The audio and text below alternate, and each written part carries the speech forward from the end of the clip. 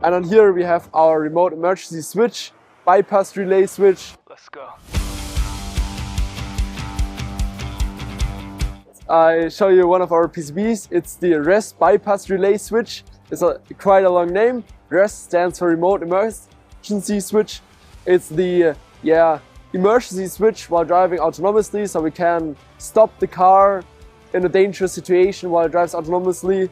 And to bypass this while driving manually, we have this PCB here with the big relay on it and a MOSFET which can close the relay, so it's rules compliant.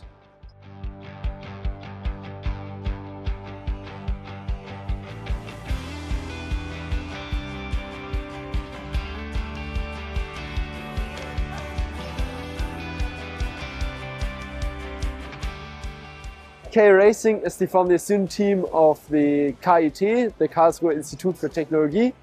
The formerly student is the biggest engineering competition worldwide right now, and we build like small F1-like electric cars right now. We build it all by ourselves in around 1 year of developing, manufacturing, testing, and then going to events. That's one of the year we do. This year at the events we were quite successful. Getting 2 times the second place, 1 times third place. We're quite proud of our car we built last year and try to improve it next year, of course.